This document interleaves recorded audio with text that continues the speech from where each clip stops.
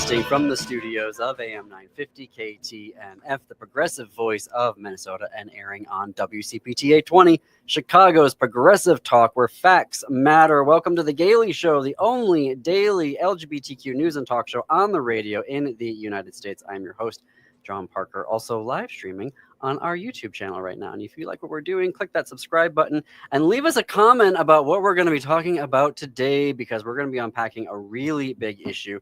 This is our weekly Unpack This For Me episode, where we take a step back from the headlines and really dive into a specific expertise area of our guest. And if you are looking for the latest headlines, I just want to let you know, up next in Chicago is Democracy Now! In Minneapolis, it'll be the Matt McNeil Show. So obviously those two stalwarts are going to have a lot of breakdown of what's happening in the news today, which we know there is a lot happening right now. But what are we going to talk about today? The just announced and so-called greater than campaign to end marriage equality in the United States, and also just, anti-LGBTQ extremism. Our guest is Sarah M. Moore. She is the Anti-LGBTQ plus Extremism Analyst for GLAAD, focused on countering anti-LGBTQ plus extremism and hate. Previously, she worked as a general associate at the University of Maryland's START Global Terrorism Database. She has also worked with Bellingcat's Global Authentication Project and the Prosecution Project. Sarah, first time on The Gailey Show. Hopefully it won't be the last, but welcome to The Gailey Show. Thank you so much for having me, John. All right. Okay, let's start with the greater than campaign. And just to put this in context for folks, because I keep getting told by log cabin Republicans, by Supreme Court justices, at least two of them, all of these, people in the Trump administration, Scott Bessent, who's like, we're not coming for gay marriage. We're not coming for gay marriage. Well, here we are, this greater than campaign. So what's the deal? What is this? And what are they trying to do? The greater than campaign. I feel like I got to take a big breath before we start talking about it. It's so crazy. And I feel like crazy. You're going to hear me say crazy a lot, because the arguments that are part of this campaign are just so mind-boggling and so beyond, I think, what most of us consider to be acceptable. But essentially, the Greater Than campaign is a coalition of 47 organizations that launched a new campaign at the end of January in this year, in which they are pushing for the Supreme Court to overturn the 2015 Obergefell ruling that allowed LGBTQ people the freedom to marry. And so it's a campaign based around the fact that they do not want LGBTQ people to get married, and especially do not want them to have children. Okay. All right. So much to unpack here. You don't have to go through like all 47 of the organizations, but that was an eye-popping number for me. Who are the sort of the major folks that are part of this 47? Like who are the ones that are sort of spearheading and putting this all together?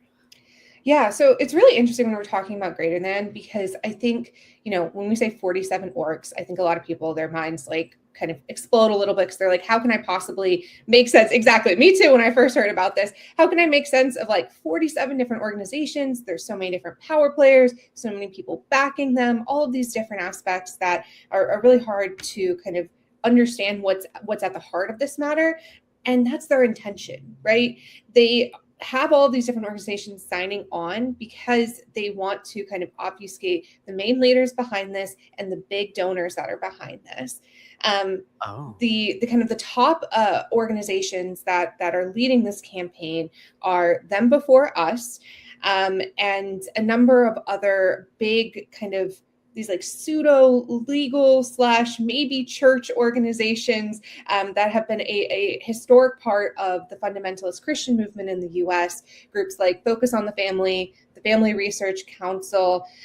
We have others that, other names you might recognize, like the Daily Wire, that have signed on to this, Heritage Foundation, which is behind Project 2025, and a whole coalition of state groups that coincidentally all fall under the umbrella of the Family Policy Alliance, which is the lobbying arm for Focus on the Family. So even though you have these like dozens of state groups that are signed on, they're all still being coordinated by some of these major power players. So again, we can dive way more into this, but all that to say is that it may look like a lot of orgs, but there's really just kind of a small handful of people that are behind this and a bunch of big donors behind this as well. We do a lot of author interviews on here. As the Gailey Show, we do a lot of covering book bans. And what you're talking about, where I'm going with that, is that this is also, there was one person who challenged 400 books in Wisconsin, I think 2 years ago. Like, it's always this tiny group of people who are able to have this outsized impact on America and attacking the queer community. So on the one hand, it doesn't surprise me that, it's actually, this whole group of folks is just, a smaller cadre of people that are trying to get rid of marriage equality. Do we know, like, why now? Because marriage equality has been pretty popular amongst Republicans and independents and Democrats. Like, why are they taking on an issue that the majority of Americans like right now, when they're already in the hole on so many other issues that we're dealing with right now, like the Constitution and the economy and all of that? I would love to be able to have insight into the minds of some of these folks, because wow, what a crazy place to be. But I think if I had to take a guess, I would say that they see this moment in time as kind of one of their last chances to push for these big legal rulings, these state level rulings that they're also pushing for. They know that time is not on their side. They know that people are fed up with the administration. They're fed up with these various, conservative social policies. And they really see this particular moment, while they still have Trump in office, while they still have the support of SCOTUS, while they still have the support of a lot of different state governments, to try to take these kind of smaller steps towards their big goals of, what they've already accomplished in terms of overturning Roe v. Wade, and then going towards different rulings like Obergefell as well. So they kind of see this as like one of their last chances to really get a win in for their particular movement. We are talking with Sarah Moore, Anti-LGBTQ plus extremism analyst for GLAAD, a nonprofit organization focused on LGBTQ plus advocacy and cultural change.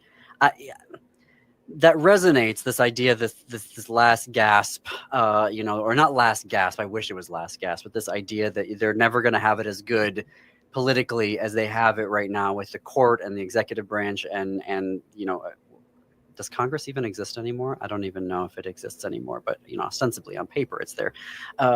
How can you put this in context for us, though, over the past, like the 21st century, the past 26 years? Because we kicked off the millennium with the National Organization on Marriage, right? Like, they were the ones sort of pumping out these, or they were one of the leaders of pumping out all these constitutional amendments against, in all the states, right? And I think there were like 27 or 28 states that had these things.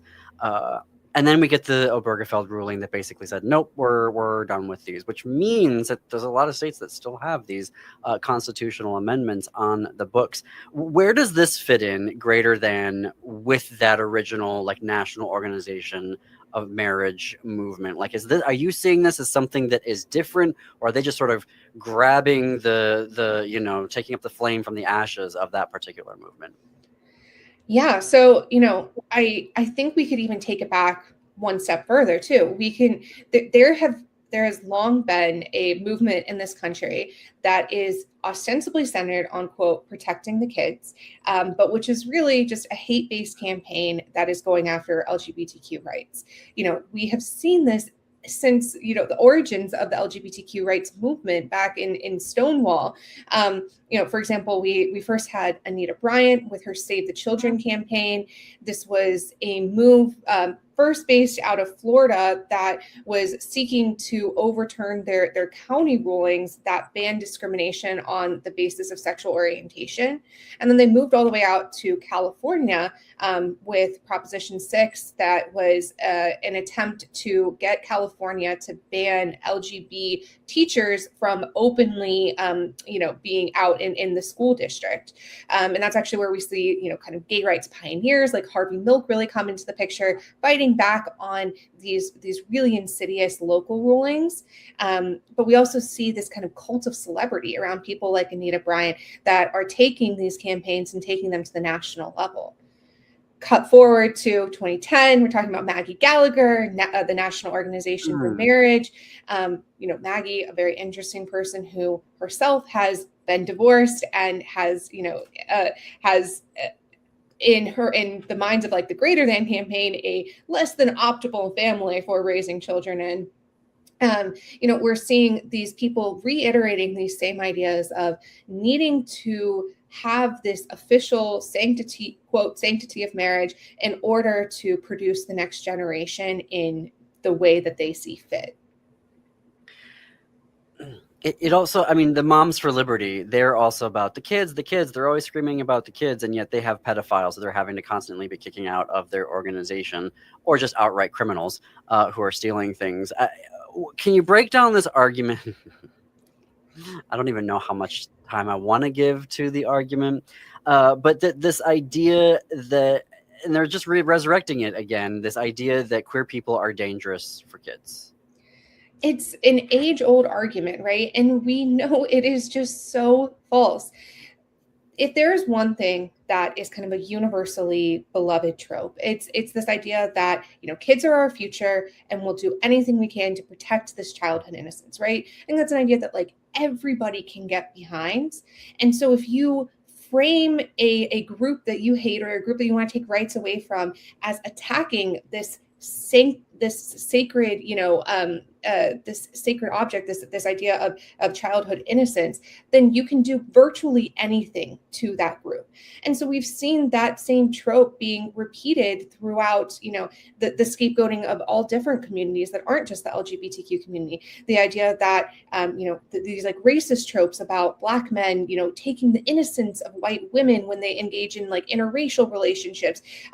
We see this in like talking about recruitment and quote radicalization into queer theory online, these crazy ideas that we can somehow turn kids, LGBTQ, rather than just simply accepting their authentic identities and embracing who they are, and that somehow evil or insidious. We are talking with Sarah Moore, Anti-LGBTQ plus extremism analyst for GLAAD, a nonprofit organization focused on LGBTQ advocacy and cultural change. I have to fit in a very quick break. We're going to have more with Sarah and continue to unpack this Greater Than campaign and where it's fitting in within the larger constellation of anti-LGBTQ extremism happening in the U.S. right now. You're listening to The Gailey Show on AM 950 Radio, the progressive voice of Minnesota, and WCPT 820 Chicago's Progressive Talk.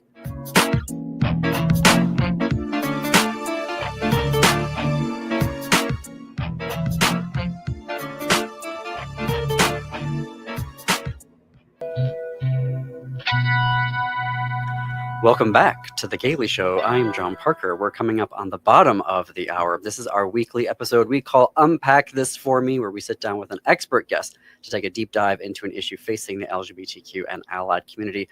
We're unpacking today the just announced and so-called Greater Than campaign, which seeks to end marriage equality in the United States. My guest is Sarah Moore, who is the Anti-LGBTQ plus extremism analyst for GLAAD, focused on countering anti-LGBTQ plus extremism and hate in the United States, which I imagine that work here extends out globally as well. Sarah, you're talking about childhood innocence, and that it bugs me when I hear that, because I'm like, the first person to punch me in the face for being gay was a kid. And when I see kids using AI right now to create, sexually explicit images to bully their classmates, and this whole, when I see what kids are doing and I try to match it up to what Greater Than is, saying, I'm like, kids are getting into this. Kids are already looking into this information. Like, they know queer folks. Not talking about this actually makes it more dangerous, because you're empowering the people who want to teach their kids violence and to discriminate. You're empowering them, as opposed to giving kids what they need to be able to be fully functioning human beings on this planet. That's my take on it.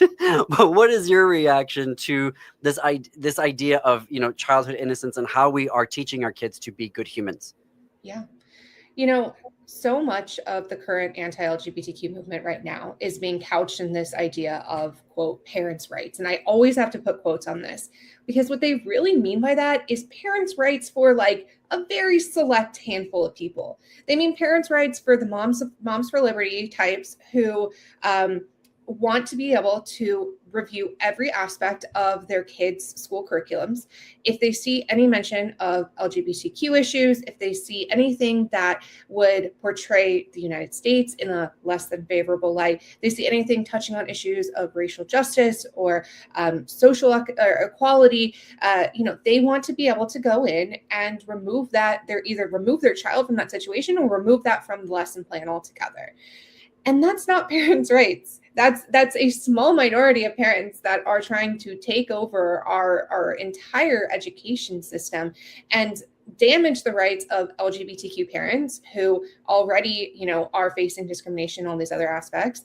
And it's also putting LGBTQ students and their friends and allies and loved ones at risk in the school classrooms, like you're talking about too.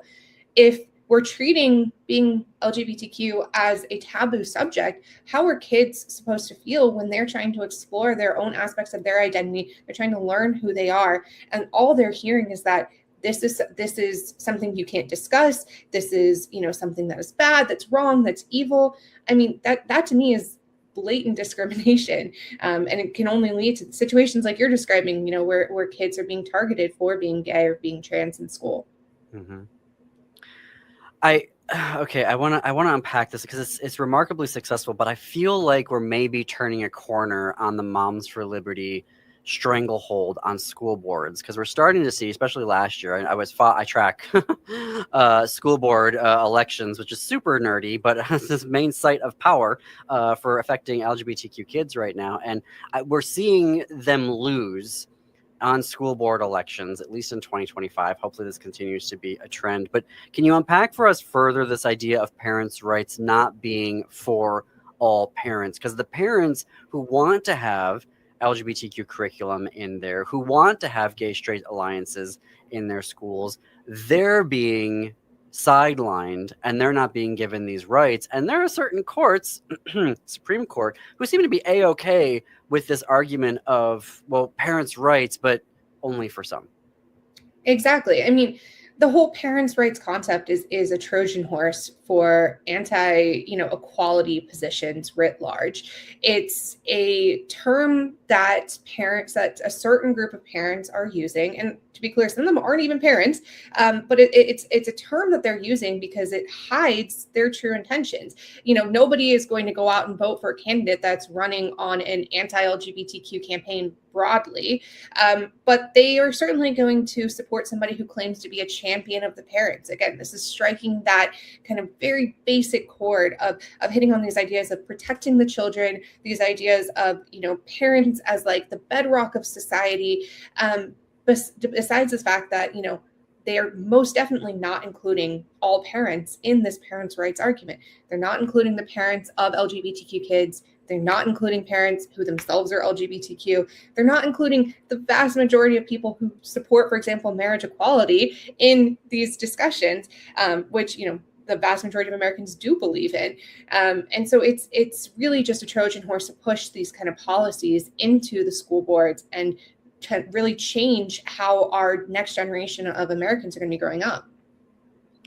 And for folks who are just tuning in, we are talking with Sarah Moore, who is the Anti-LGBTQ Extremism Analyst for GLAAD, which is a nonprofit organization focused on LGBTQ advocacy and cultural change. And the reason why we're getting into the parents' rights and children argument of this right now, this topic, is that this is what is underpinning the Greater Than campaign, which is a coalition led by a small group of people and giving the impression that it's a large coalition of 47 organizations that are trying to undo marriage equality here in the United States.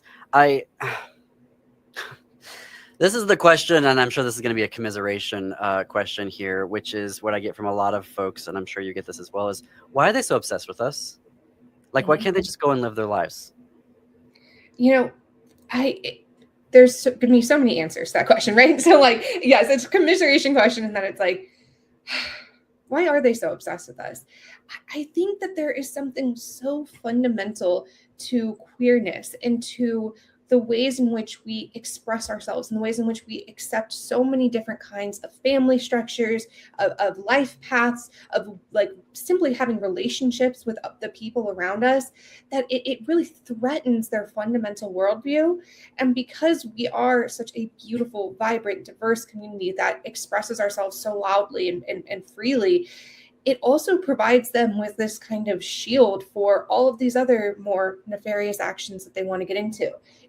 One of the things that we track at GLAAD is the Trump Accountability Project. And we released some new studies showing that Trump has, for example, said this insane phrase, transgender for everybody, I think over 45 times in speeches over the last year. One, what does that even mean? Right? Like, what does it mean, transgender for everybody? But he's just saying these topics because he knows that it evokes an emotional response in his audience and that it distracts from his other plans, whether, that be Iran, immigration, these other very unpopular strategies too. I want to get into that. I have to fit in a break here, but there is something that I've been a pet theory of mine, which is like they can be totally disparate, like fighting each other on the right side of the aisle, from the center right folks all the way out to the neo-Nazis. But the minute you say let's hate the gays, suddenly they're just all on board with that. And I'm going to ask you about that when we come back. You are listening to The Gaily Show on AM 950 KTNF, the progressive voice of Minnesota, and WCPT 820, Chicago's Progressive Talk. More with Sarah Moore after this break.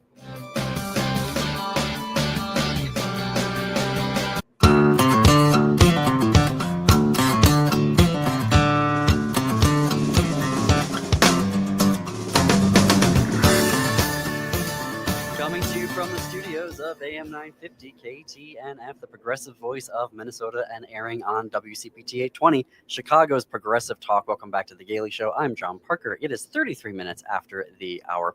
This is our weekly Unpack This For Me episode, where we bring in an expert guest to unpack a particular issue facing the LGBTQ and Allied community. Today, our guest is helping unpack the just announced and so-called Greater Than campaign to end marriage equality in the United States. My guest is Sarah M. Moore. She is the Anti-LGBTQ Extremism Analyst for GLAAD, which is focused on countering anti-LGBTQ extremism and hate. Previously, she worked as a general associate at the University of Maryland's START Global Terrorism Database. START is an acronym. I don't mean like start global terrorism. And then she's also worked with Bellingcat's Global Authentication Project and the Prosecution Project. Sarah, before the break, you were mentioning the Trump Accountability Project and how Trump is going around talking about transgender for all. And we saw last year Virginia gubernatorial candidate Winsome Earl-Sears talking about like 57%, according to MS Now, of her advertising was about trans people. Like, this seems to be a unifying issue for them when they want to bring them all together. This is my pet theory. When they want to bring each other all together, they just have to be like, look, there's a gay over there. And suddenly they're just all on board with that. That is my pet theory. You actually study anti-LGBTQ extremism. Does that hold water? Yeah, absolutely. I mean, look, this is scapegoating 101. When you want to bring people together, you find a group to hate. And unfortunately, right now, it's easiest to hate groups that we don't understand. And the transgender community is so widely misunderstood in this country that they think that this is their winning ticket. And we've seen that exemplified by the millions of dollars being poured into presidential campaigns, gubernatorial campaigns, state Senate races. Like, all of these different political campaigns are trying to run on these issues because they think that they're winning issues. But exactly like you're saying, when we're looking at, for example, former Lieutenant Governor Winsome Earl-Sears, she's not in the Virginia governor's mansion right now. It's Abigail Spanberger, who won on a policy not of disavowing trans children, but on speaking to the actual issues that voters want to hear about. They want to hear about accountability. They want to hear about affordability. They want to know that they can pay rent and that they can get groceries for their kids. And those were the issues that, she was able to win on. I'm not remembering the number right now. Aaron in the Morning, amazing news outlet, had this number. I think the majority, I'll say the majority, we'll have to fact check me on the actual number of candidates last year that were running in the major races. Like they were all, all in on anti-trans advertising and policies. They all lost. Aaron in the morning tracking that last year. And so I hope that means we are turning the corner, but they are not turning the corner. Clearly now announcing this greater than campaign to overdo marriage equality.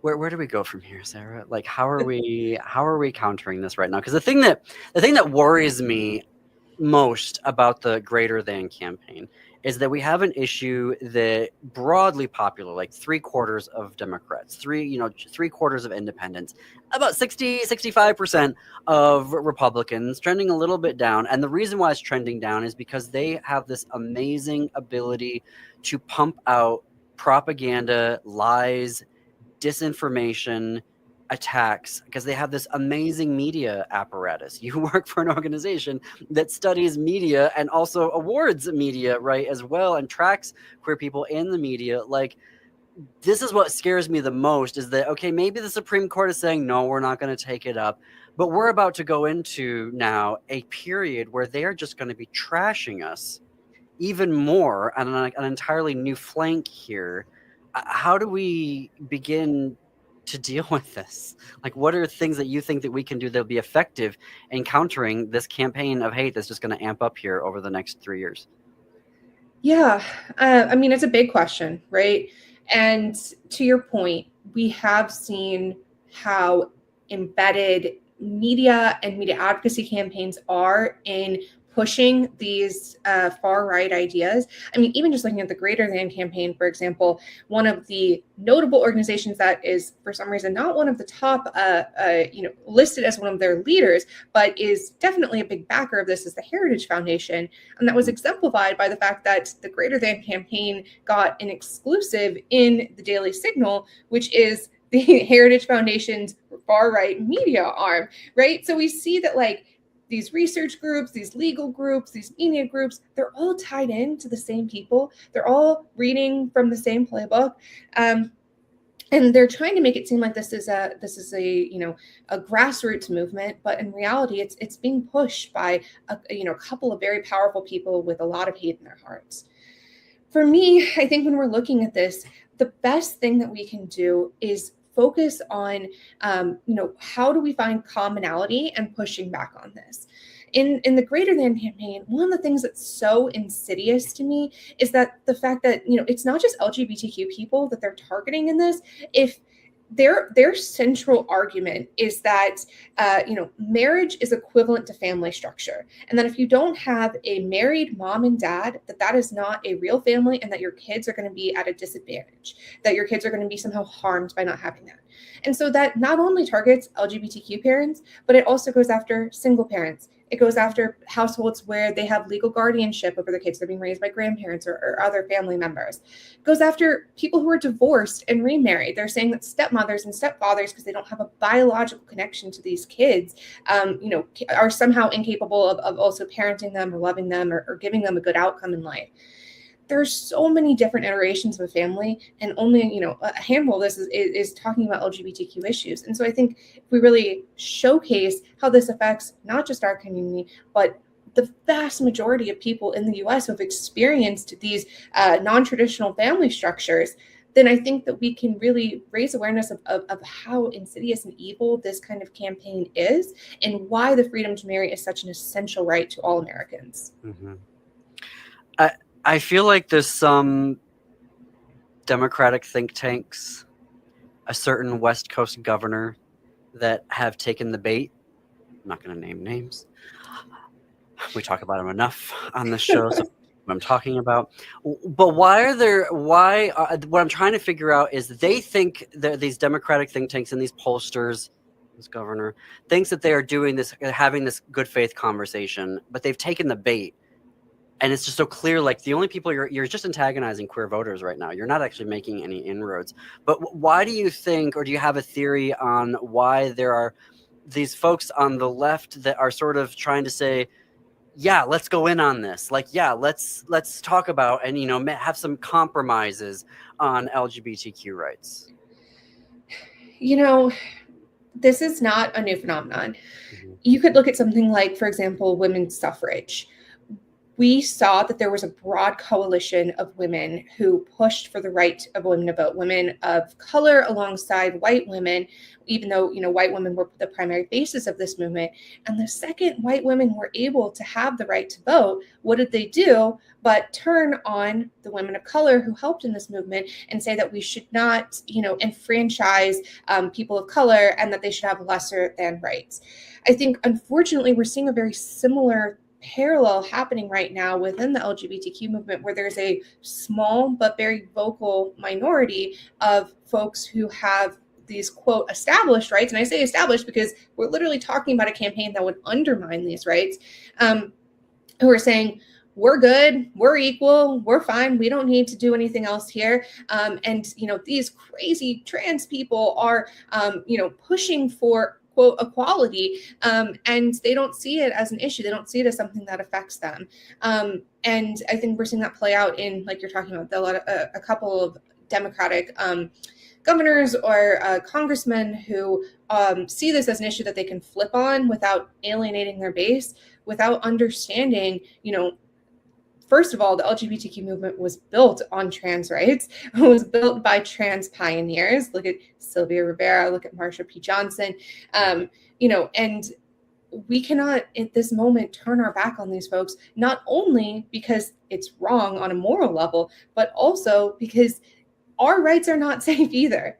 And we have to work together in coalition to push back on these encroachments into our rights. Mm-hmm. Mm-hmm. Can we, so a lot of the things that you're talking about here, like, we're based in Minneapolis, and I am used to my government lying to me, right? Like, I am just used to that at this point. Like, just junk science. I'm used to the Supreme Court taking junk science and being like, we live in an alternate reality, and now everybody has to live on this. But then we see the Trump administration telling you, do not believe your eyes when you're looking at all of these videos of Alex Preddy, a VA nurse, being killed. And in my head, I'm thinking about, and I cannot believe I'm blanking on his name right now, a nurse who was killed outside the Black Cat in the 1960s. And very similar situation where they said he was resisting arrest and they had to, you know, kill him. And he was handcuffed right at the time. And here you see the same thing with Alex Preddy. Can we talk about the fact that they try things out on us, and if it works, they take it out to the rest of the population? Like, I feel like a lot of the stuff they're doing right now with ICE and how they're operating and the lies and the violence, I'm like, yeah, y'all have been doing that to us for a very long time and mainly getting away with it. So are you able to sort of speak to that, of they try things out on us and then it doesn't stop with us, it goes out to the rest of the country? Yeah, you know, when I was doing research on this topic for our call today, you know, one of the things I was looking into is the Heritage Foundation, again, one of the backers of the Greater Than campaign, and this idea of radical incrementalism, this idea that we're going to start with small steps, small, quote, small changes, small harms that will lead up to this very big radical cultural shift. I mean, we already saw this in the Dobbs decision that took away the right for women to access abortion care throughout the U.S. We are seeing this now in the vast number of SCOTUS cases that are touching on LGBTQ issues. You know, just now, for example, we're waiting on a decision from SCOTUS on a potential on looking at bans on conversion therapy and whether or not those bans are going to be upheld. And that decision literally could come out at any moment today or in the coming weeks. And we're seeing this again in these challenges to Obergefell. And in the words of the Heritage Foundation as well, they don't want to stop at Obergefell. They want to come after our so many different rights. They want to come after voting rights. They want to come after our access to birth control and other reproductive care. They are now coming after these different marriage policies that impact, again, not just LGBTQ folks, but folks in a broad variety of different marriage situations and different family situations. Thomas And so, wants to take out Bowers v. Hardwick. yep, Which exactly. is the ability for us to just have sex without the cops barging into our rooms. Exactly. And like you're saying, this is not a new phenomenon. Like we know that the LGBTQ movement started with the police raids of LGBTQ bars and nightclubs, especially at Stonewall. We just recently saw a police raid of Penn Station in New York that was targeting gay men and that were engaging in, different activities in Penn Station. And so again, these tactics are recycled. There is a playbook for these certain things.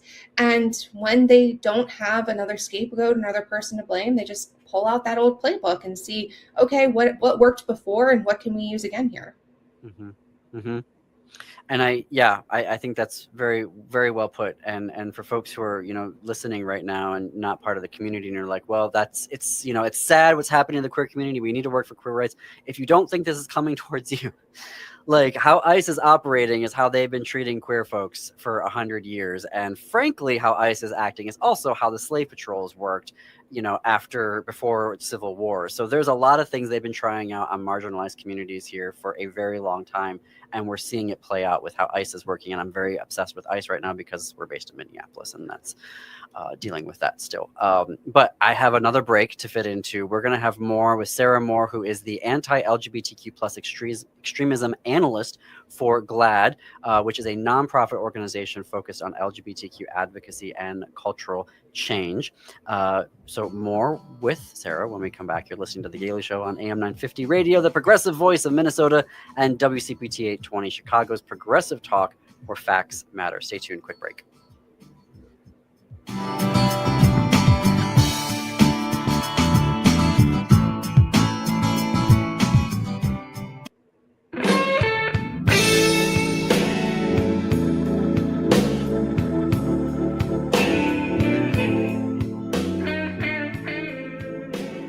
Welcome back to The Gailey Show. I'm John Parker. We are coming up on the top of the hour. We're unpacking, not just breaking down, the so-called Greater Than campaign, which is trying to end marriage equality in the United States. Just announced coalition of organizations earlier this year. My guest today is Sarah Moore, who is the Anti-LGBTQ plus Extremism Analyst for GLAAD. Sarah, there's a lot of science, putting that in big quotation marks right now, being used by the campaign. Can you unpack that for us, this so-called science that they're using to justify their argument? Yeah, absolutely. And, I think the easiest way to say this is that there is no science. There is absolutely no evidence. One of the things that was so crazy to me in researching this group is that, they are claiming, there's a quote here. I'm loath to quote these folks, but I do think it's really interesting. They claim that every credible study of family structure proves that a biological connection advantages children, and that this so-called parental loss will diminish child outcomes. And they claim that every study that's showing that same-sex headed households have equal outcomes with opposite sex households are suffering from poor methodology. So they just dismiss an entire body of literature saying it's poor methodology without citing any of their own research. I was trying my best to find what studies they could possibly be citing here to see how valid these are. They don't give any examples. It is crazy to be saying that this is a scientific fact and have absolutely no citations. That's just basic data. I, on the other hand, took a look at what the actual science is saying. There's a 2015 Cornell study that does a literature review, which is essentially you take all the studies that have already existed on this topic and you see what they say. 75 out of 79 of these peer-reviewed studies showed that there was absolutely no difference in well-being or childhood outcome between kids of LGBTQ parents and kids of non-LGBTQ parents. The couple of studies that show something slightly different are focusing on kids where one of their parents came out later in life and it caused a separation within the family or a divorce. We know that divorce and family disruption does lead to negative outcomes for kids. That's a universal fact. That's not true just for the LGBTQ community. Mm-hmm. And so what these studies are saying is that LGBTQ households are no different than non-LGBTQ households, especially when it comes to raising kids. And I just think that that's a really important point to hone in on, because they're claiming that this is scientifically backed. There's absolutely no science here. The thing that gets me about this, and we see it with marriage, with parenting, with healthcare, specifically trans health, is that there are actual scientists who say, okay, if we're going to treat this as a legitimate question, let's formulate it into something that we can actually research. We'll come up with a hypothesis. We'll come up with what's the evidence that we would actually need to see to prove the hypothesis, and then let's see what happens here, right? So there are actual scientists who are doing the real science and finding out things like you just said, where actually, statistically speaking, there is no difference between same gender households, same gender headed households, and mixed gender headed households, and yet people don't want to listen to the science, and they would rather listen to people who are using this language of like, oh well, scientific studies say. What are the scientific studies? Oh well, wait, no, let's not talk about that right now. Just believe us when we say that. It's so maddening to me that people will be like, oh, well, yeah, the healthcare stuff, science. Okay, show me your science. Oh, well, blah, blah, blah, blah, blah. It's so crazy. I mean, that is always their point. They believe in science until the science says something that they don't like. And then it's, well, how could I possibly trust that? I have to question, the donors behind this. I have to question their, the ways that they're portraying this. It's so crazy, and it's such an anti-science platform as a whole, when all of the literature is pointing towards the fact that LGBTQ parents are just as capable of raising happy, loving, successful families as anybody else in this country. Yeah, and I mean it is literally the definition of bias. It is literally the definition of bias when there is literally zero evidence that could be provided to you, dear listener or viewer, that would change your mind. Like if you don't have in your head, like, okay, yeah, I would need to look at this study, and if this study showed this, then yes, I would change my mind about that. Like then you're being biased, and frankly, you're being bigoted. I know they don't like being called bigots, but that's literally what they are being. Editorial opinion here on the Gayle Show. I did want to briefly talk about, I saw as we're wrapping up here, I got about a couple of minutes left, but there is a Eradicate Hate Global Summit happening in September. Yes, there is. Are you organizing that? Or I see you're on a panel, or I mean, on a panel, but I think you're helping lead this, yes? No, so that's actually, it's through Dow Jones. They put on a big panel every year in September. It is in Pittsburgh in honor of the Tree of Life synagogue shooting that happened in, I believe, 2018. And it is a convening of extremism experts who, as well as victims, people impacted by extremism and hate, who get together and work on very practical solutions for addressing all manner of hate and extremism. Great. I was doing some research and I found that, and I thought I would mention that. And then obviously, how do folks connect with you and the work that you do with GLAAD? Because you have lots of amazing articles that you are writing, and obviously there's an amazing bunch of publications that GLAAD is putting out every year. How do folks connect with you through GLAAD? Yeah, so you can take a look at our work at GLAAD's Alert Desk, ALERT. It's our Anti-LGBTQ Extremism Reporting Tracker, and it's the project that I help run that puts together all different kinds of data points on anti-LGBTQ incidents, so things like hate crimes, hate speech, harassment, all of these different aspects, puts it on a big map, makes it public. People can see what's going on. They know what's happening in their local communities, and they also know how they can stop it. If you have experienced or witnessed an incident that you think would be part of this tracking effort, you can report this at our incident reporting form at the Alert Desk landing page. You can check out GLAAD.org for all of our other resources on a whole bunch of different topics pertaining to LGBTQ folks. We will put links to those in the show notes and on our website. Thank you, Sarah Moore, for joining us here on The Gayle Show. Thank you so much for having me, John. I definitely want to have you back, because I'm sure that this is just the beginning of the conversation. But folks, thank you for listening and or watching today. In Chicago on WCPT 820, it is now time for Democracy Now! In Minneapolis on AM 950 radio, it is the Matt McNeil Show up next. Stay tuned after that for Native Roots Radio. And then at 10 p.m. Central, step into the unknown with Greg Bakken on Ghost Box Radio. And until this time tomorrow, keep it queer, America.